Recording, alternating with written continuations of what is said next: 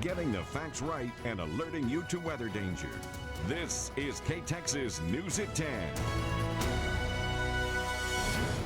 No country can sustain the damage that our country is sustaining. We're going to make America great again. There is nothing that will stand in my way as I fight for you.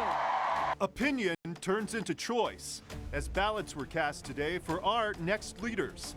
Americans weighed in, races are tight, and we watch together as a nation for results.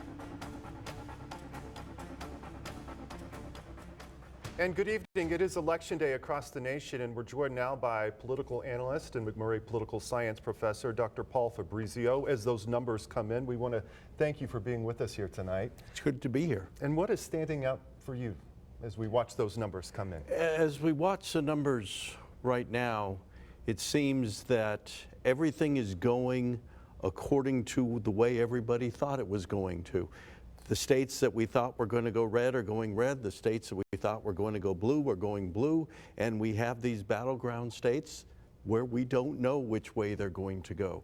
There is clearly an idea that, and it's not an idea, the results seem to be leaning towards Trump as the possible winner of the presidency, but it's way too early for that. It just, as you look at the returns coming in where you expected more strength from Vice President Harris, we're not seeing that, whereas President Trump is showing strength in some places. So, but again, it's still early, and in a certain sense, we're going to a late night, just like we thought it was going to be. States we're waiting to hear from, you know? So it's one of those things, we just gotta wait. And so it will come down to the swing states, as everyone predicted. It's coming down to the swing states. We knew Texas was going to go Republican. Texas went Republican. There was talk about Iowa and a really interesting poll that came out of Iowa 3 days ago.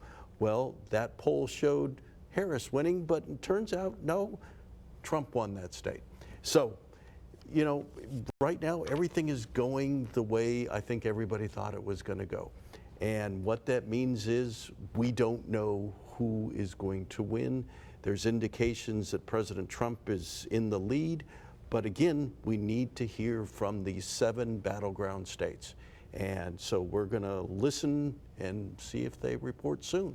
We are waiting on those. Yes. And here in Texas, here is a look at a closely watched race for U.S. Senate here between Ted Cruz and Colin Allred. And it looks like, as you can see there, this is with 74% reporting. Ted Cruz has the lead with 54% to Colin Allred with 44%. Again, 74% reporting there. And the ABC has called this race for Ted Cruz. The Associated Press has not. What are your thoughts here? I think that's a pretty obvious race, how this is going to end up. Ted Cruz has a clear lead. With 3/4 of the votes counted. I don't know what the Associated Press is looking at, but several of the TV networks, including ABC, have already called it for Ted Cruz. Ted Cruz has already sent out a statement saying that he's looking forward to serving for another 6 years again. I think that's a pretty safe one for Ted Cruz. And again, we're in a Republican state. The Republican running for re-election is winning. And that's the way it's been for the last 30 years. And so I think that's what we're seeing there. All right, our correspondent Michael Adkison is in Dallas, where Colin Allred is watching those numbers come in tonight. We're in Dallas tonight, where the mood in the room is sort of a subdued optimism as these folks are watching Congressman Colin Allred's Democratic Senate campaign. Seeing the results so far, not exactly looking exactly how Congressman Allred wanted it to look. These are early indications. Fox News has called this race. We're not exactly at that point yet. The Associated Press has not called the race. But so far, it is looking as though Senator Ted Cruz is several points ahead of Congressman Allred and may retain his seat tonight. Again, we are still waiting before we make that call. But This room is still optimistic on waiting for a final result of what that picture of this race looks like. We are expecting Congressman Allred to speak before this crowd one way or the other later tonight, and we will carry that on the air. In Dallas, I'm Michael Atkinson reporting. And as we mentioned, ABC has called this race for Ted Cruz. The Associated Press has not. And here's what Cruz had to say within the last hour. Tonight is an incredible night. A huge victory here in Texas. Right now, we're up by 8 points at over 600,000 votes. And they're still counting votes. It also looks very likely that we're going to have a Republican Senate next year. And a lot of people have been watching that race across the country because it was crucial in that it could have determined who controlled the Senate, as the senator just mentioned there. Yes, yes. At one point there was talk that this would have been the deciding race. Not the case anymore. It was 51-49 in the Senate. Democrat versus Republican. The Democrats had the majority. There was 2 seats that the Democrats were going to lose, West Virginia and Montana. And so those rates, at least the West Virginia one has been called. I don't think the Montana one has been called yet. But Ted Cruz, if he had lost, would have changed the balance of power there. But he is well on his way to victory, and as we said, ABC has already called it. Right. We're waiting for the Associated Press. And Ted Cruz's numbers through the night have grown and grown and grown. His percentage has grown. At one point it was a very close race. Right. It's not anymore. All right. We will have more results in just a bit, but now let's go to Mark for a first look at the weather. Mark? Well, we've got clear skies across the area this evening and fairly light winds, and that's let the temperature come down in a hurry. In fact, these temperatures may actually be near the coldest we'll see all night. It's already down into the 40s in some areas, like even 44 in Eastland, 46 in Robert Lee. It's 50 currently in Abilene. And the reason I say those temperatures may actually rise is because we're expecting the southeast wind to increase a little bit overnight, and that will pump in some milder air, so temperatures are not going to fall much more and may actually rise a little bit. But it's already a pleasant evening, and it's going to stay that way.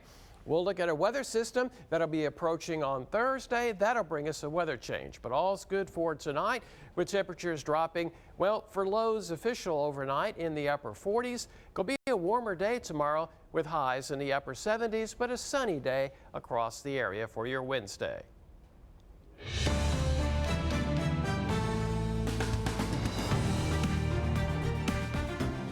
The numbers are still coming in, and Stan Lambert is in the lead for state representative for District 71 against Linda Goolsby, as we can see there. 81%. He has been declared the winner with 69% reporting. Stan Lambert has won with 81% of the vote to Linda Goolsby's 19%. Let's move on to our next race that we've been following. This is state representative for District 68. David Spiller has been declared the winner. 87% of the vote compared to Stacey Swan with 13%, 81% reporting there. Moving on, we go to state representative District 69. James B. Frank has been declared the winner with 79% of the vote to Walter Coppage. Let's go to our next race here. State Senator District 10, Phil King. At 63% of the vote to 37% with Andy Morris, 71% reporting there. And finally, we go to Railroad Commissioner. Christy Craddock has 56% of the vote to Catherine Colbert's 39%, 68% reporting there. Any surprises there with those races that you saw? No? No surprises at all. What we have in each one of those races is that the Republicans have won. And you know, West Texas is a Republican area, the Big Country is a Republican area, and the winning candidate in each race was a Republican, and they won sizably in each of those races. So You know, it's what we expect. If I can just make a comment on the Texas Railroad Commission race, that's a statewide race. Right. And Christy Craddock, who won, she got 56% of the vote. We've seen that number. Ted Cruz is near that number. Donald Trump is near that number. What it's establishing is about 55, 56% of the electorate in this election were Republican supporting voters. And so that is the Republican base, if you will. It's the same thing as we saw 2 years ago. Republicans across the board, didn't matter which office they're running at statewide, got about the same percentage. Right there in the mid-50s. Right there in the mid-50s. Democrats got, you know, in the mid-40s. And so there is a consistency to this. And it didn't matter how much money was spent in the race, didn't matter the qualities of the candidates, they're getting the same amount. All right. We will have more results when we come back. Stay with us. Getting the facts right and alerting you to weather danger. You're watching Ktxs News at 10 with Will Jensen and your Storm Alert forecast with Chief Meteorologist Mark Rowley. Welcome back. As we mentioned, Stan Lambert has won his race for District 71, and Ktxs reporter Karina Hollingsworth joins us live with Stan Lambert, and let's check in with her now. Hey, Karina.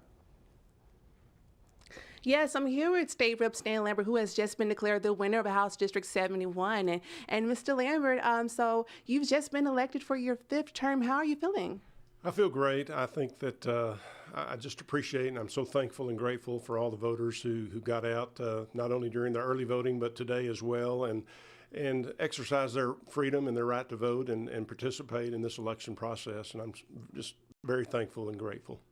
And Rep Lambert, what do you hope to achieve in your 5th term that you have not been able to achieve previously?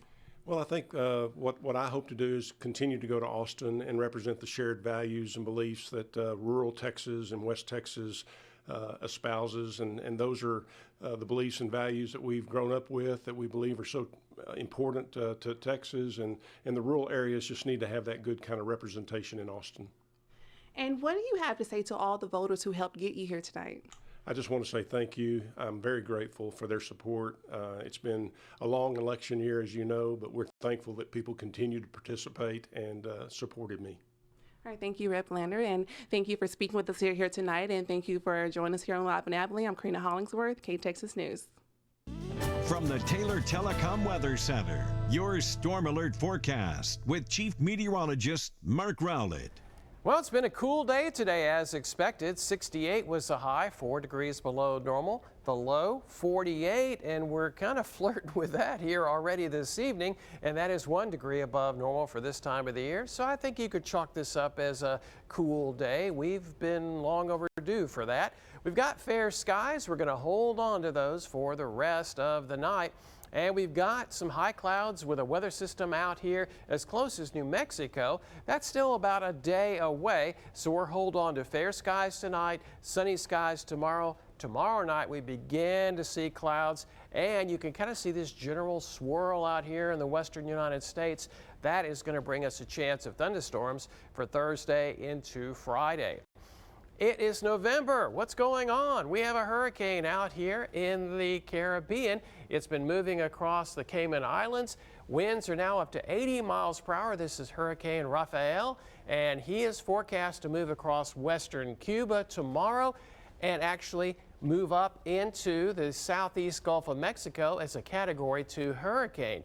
Now, good news, he slows down and is forecast to weaken as he gets up here toward the Louisiana coast on Sunday, expected to be a tropical storm. So we'll definitely be keeping up with the progress of Rafael. Here, we're progressing with temperatures warming tomorrow afternoon, around 50 on your way to work and school tomorrow. It's 70 at lunchtime. We'll actually get into the mid to upper 70s about 3 o'clock tomorrow afternoon, and then temperatures are back down to 72 at 5 o'clock. We've got fair skies right now. We hold on to those tomorrow morning. It's sunny but warmer and breezier tomorrow afternoon. Those southeast winds bringing back that warmer air. We are looking at clouds racing back in for Wednesday night. Even some showers possible for Thursday, and looks like kind of a showery thunder showery day. As this cold front approaches Thursday night, we begin to see thunderstorms. And here we've got pretty good line of thunderstorms. Now this is early on Friday morning at 2 a.m. and you see that line of storms moving through. Kind of a second line down here in the Concho Valley heartland at 7 a.m. Friday. And then that pretty much is out by the end of the day. And yes, you notice there was snow, kind of a wet snow possible up there in the Panhandle. But for here, we're looking at fair skies to finish out Friday. And I think good weather, barring any puddles at the football sites for Friday night. Temperatures, you can see the cool air covering the state. 50s and even 40s. Look at that, 46 in Coleman. It's 50 here in Abilene with southeast winds at 6. 49 for our low tonight. We'll go up to about 77 tomorrow afternoon. In the 60s with showers and storms, especially early on Friday. Then it's sunny and warming for the weekend. Thank you, Mark. Coming up on Ktxs News at 10, it's been a tight presidential race, and Dr. Paul Fabrizio will join us as we take a look at those numbers and what's at stake for the candidates.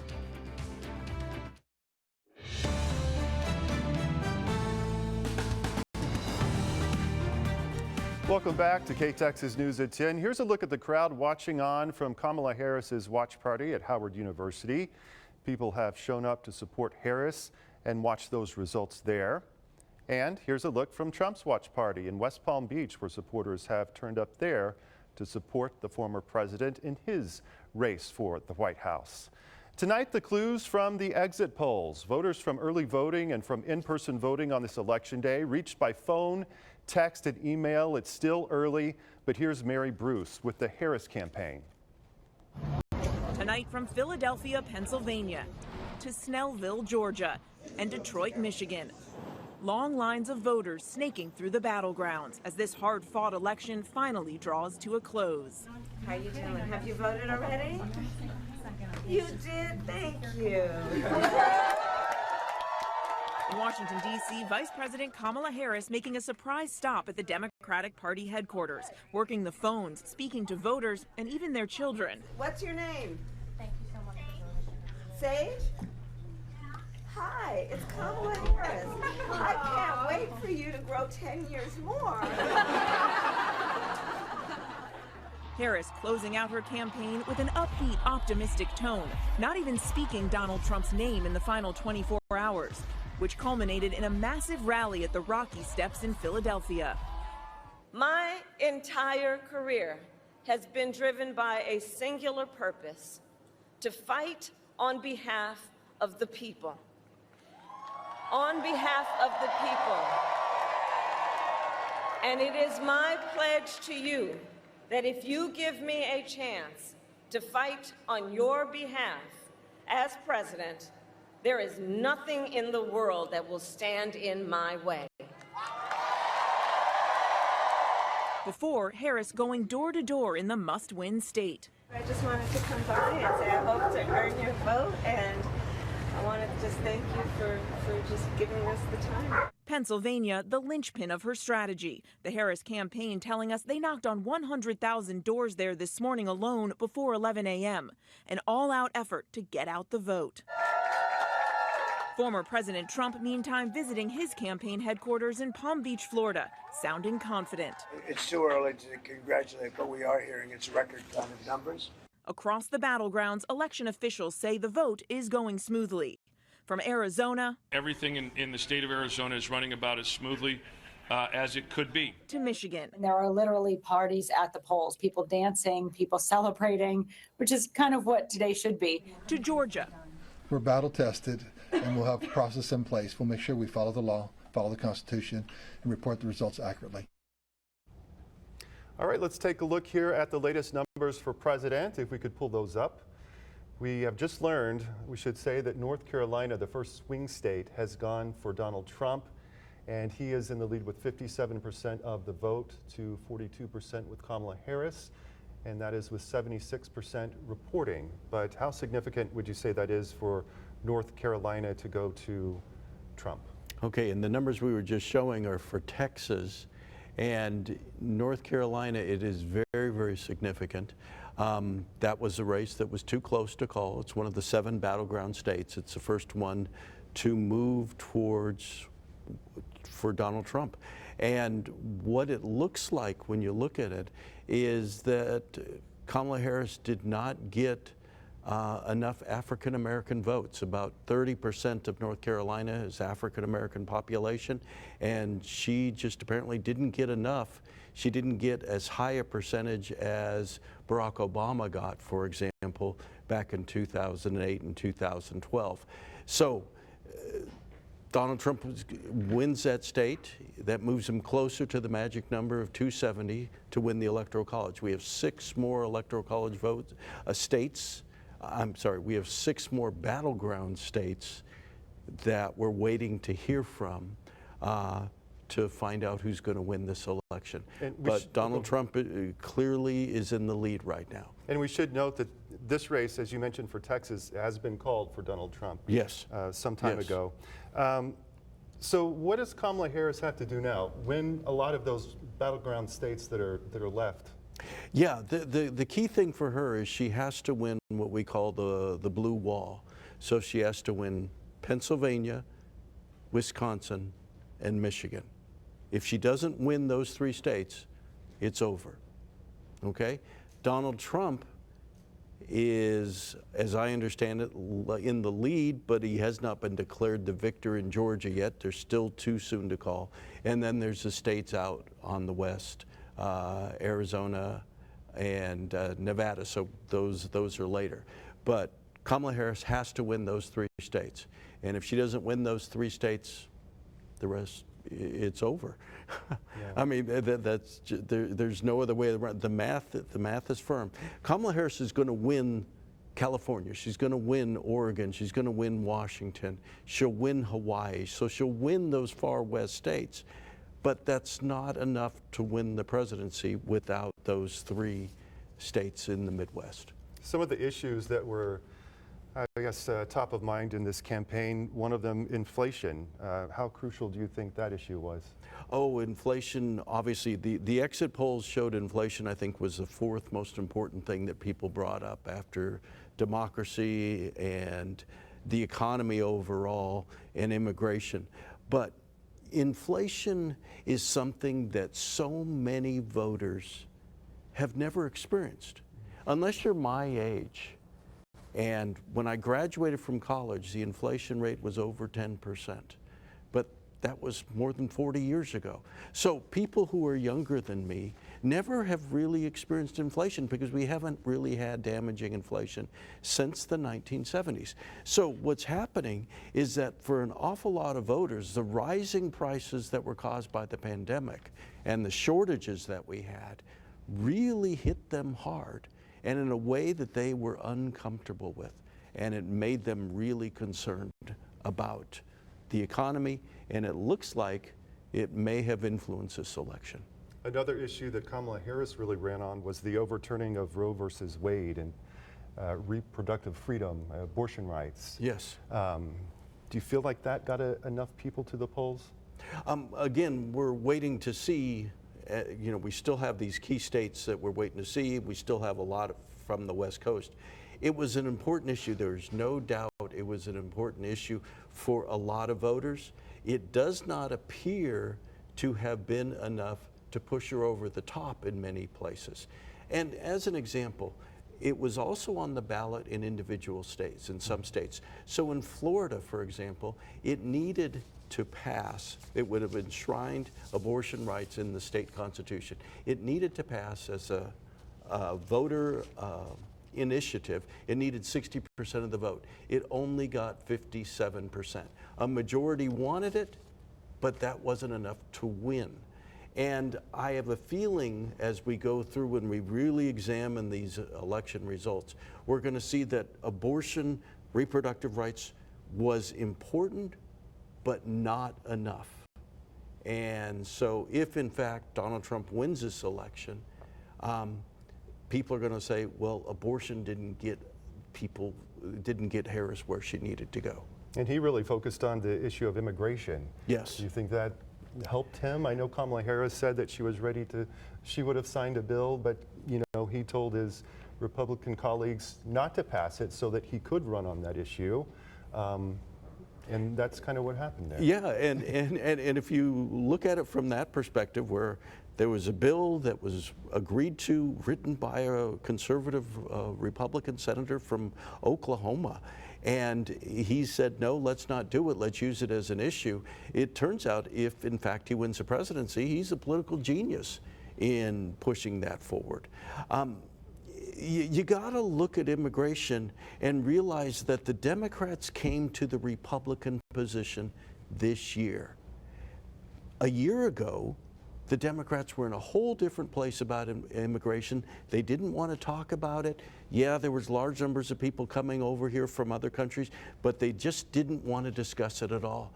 And the Republicans had seized on this, and they had made it their own. Democrats realized only this year, in the last several months, that this was a losing issue for them. So they started to come to the Republican place. And Donald Trump said, I'm running away with it. I'm not going to let this issue be resolved until I'm president. And it looks like right now, still we're waiting on 6 states, but it looks like that might have been a very smart thing for him to do. Just some of the top issues that we saw during this campaign, and now we want to tell you about the survey of more than 100,000 voters nationwide conducted by the Associated Press. About 4 in 10 voters said the economy was their top issue. 2 in 10 said immigration, and 1 in 10 picked abortion. About 8 in 10 voters said that they want at least substantial change in how the country is run. And we'll continue to track those numbers. Just download the Ktxs News app and follow us on social media to stay up to date for more results. Coming up next in election coverage, several school districts had multi-million-dollar improvements on the ballot. We'll take a look at those after the break.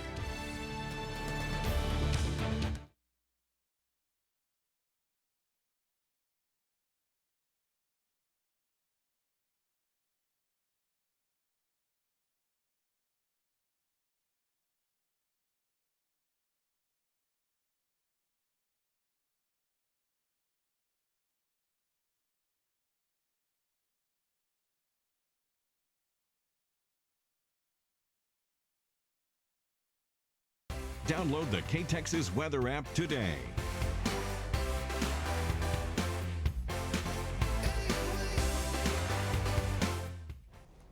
Welcome back to Ktxs News at 10. Big Country voters decided today whether to fund school improvements that could cost millions of dollars in order to fund safety.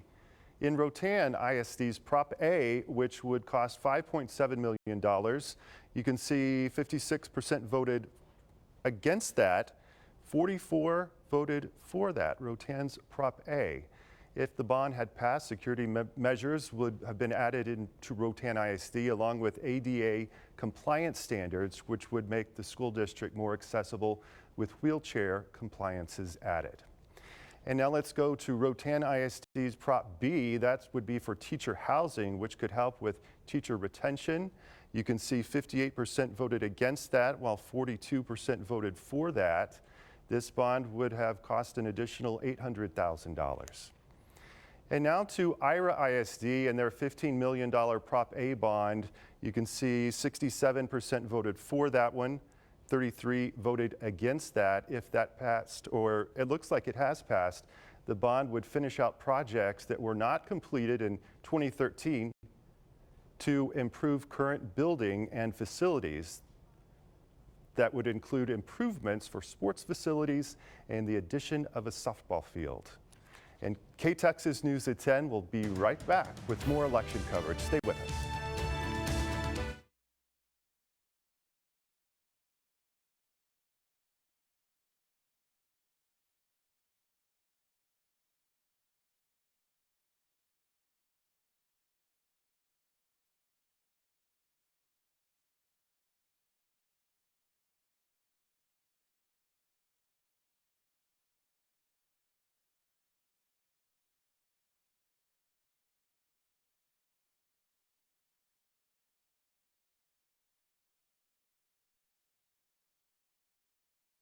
Ktxs, getting the facts right.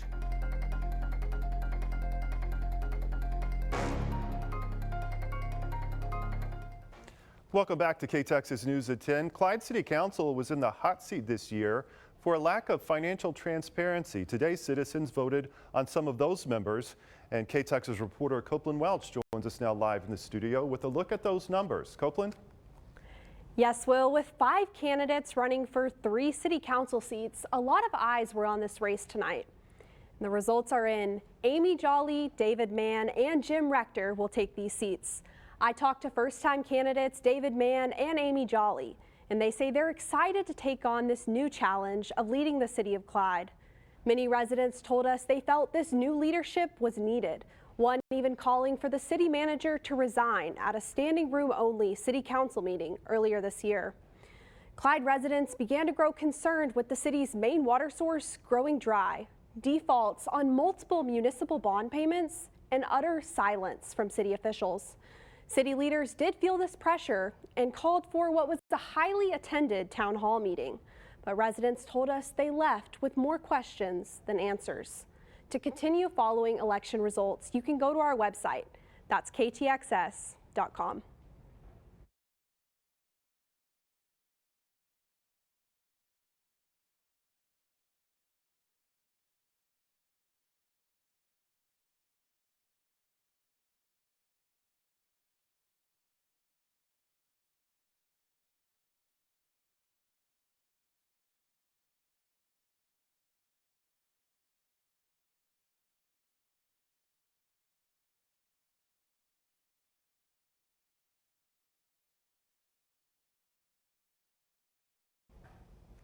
Welcome back. National correspondent Atra El-Nashar has the latest on the Harris campaign. I'm Atra El-Nashar at Howard University with the Harris campaign, where supporters are enjoying their night, listening to music, and in between dancing, they're keeping an eye on results. Right now, it is all about the blue wall. We're talking Pennsylvania, Michigan, and Wisconsin, where the polls are closed and results are starting to roll in. The party's going strong here in Washington, but over in Wilmington, Delaware, where, of course, the Biden-Harris campaign was headquartered, and that's where the Harris Walz campaign kept their operations during these last 3 or so months of campaigning. And what I'm hearing from sources there is that they are feeling good, but they are staying as cautiously optimistic as they can be, because they do not want to get ahead of the data. Remember, they started out in this race as the underdogs because they turned their ticket around at the very last minute, introducing the nation to Tim Walz, the governor of Minnesota, and reintroducing Vice President Harris as their presidential nominee. So they're feeling good. They're telling their supporters to stay calm, stay patient.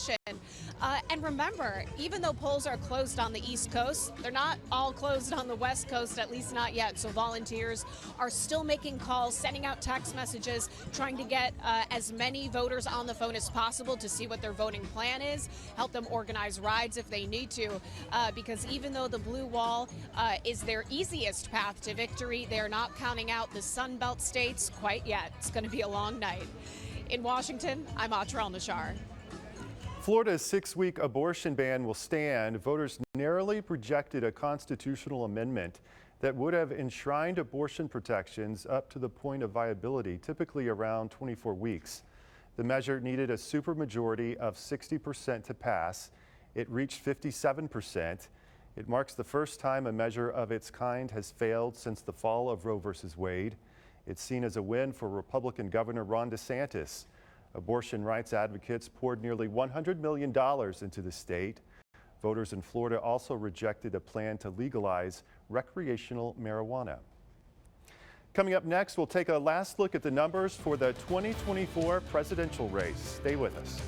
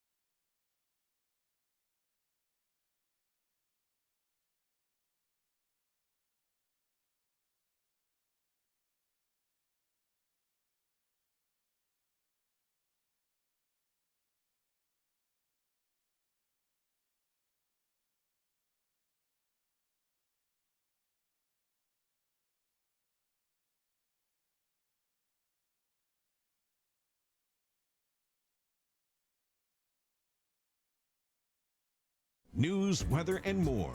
KTXS.com.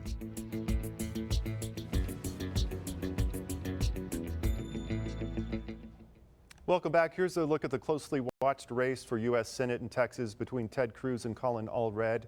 Ted Cruz has been declared the winner by the Associated Press and ABC. That's with 77% reporting. Ted Cruz with 54% of the vote to Colin Allred's 44%. And now we want to take a look at the last look at the race between presidential candidates Kamala Harris and Donald Trump. As you can see there, Kamala Harris has 205 for the Electoral College to Donald Trump's 230. And so it probably will go later into the night. I know the last presidential race, it took about 4 days for the race to be called.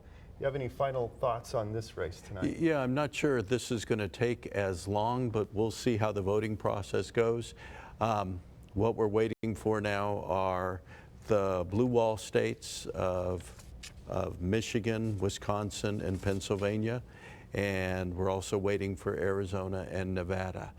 And so we got early returns on those, no clear pattern yet, so we just don't know. But it comes down to the fact that Harris needs those 3 Midwestern states, Pennsylvania, Wisconsin, Michigan, to win the presidency. If she doesn't get them, she won't. The goal is to have 270 Electoral College votes. My understanding, my math, if it's correct, if she gets those 3 states, she'll end up with exactly 270, and former President Trump will end up with 268. So we're that close. It's possible it could be decided tonight. Depending on how the returns go, it could be tomorrow. All right. But soon, I have a feeling. Well, we want to thank you for being with us tonight, for all of your insight and your analysis. We really appreciate that. Yeah, thank you very much for having me. And again, you can track those voting numbers, the totals, the returns on our website, or download the Ktxs News app and follow us on social media to stay informed. Well, it stays clear and quiet around here for the overnight hours. Winds will pick up a little bit from the southeast, so temperatures may actually rise a little bit. In fact, we're already seeing that trend. We were in the upper 40s last hour. We've gone back up to 50 here in Abilene, and the temperatures will hover around 50, I think, for the rest of the night. A sunny day tomorrow. Get ready for rain and thunderstorms rolling in on Thursday. Again, low temperatures, probably in the upper 40s will be the official low. It's going to be a warmer day tomorrow with highs in the upper 70s. And get the umbrella ready. Thunderstorms likely late Thursday, especially into Friday morning. I think we'll salvage good weather for the ball games Friday night. All right. Thanks for watching this special edition of Ktxs News at 10. Hope you have a good night.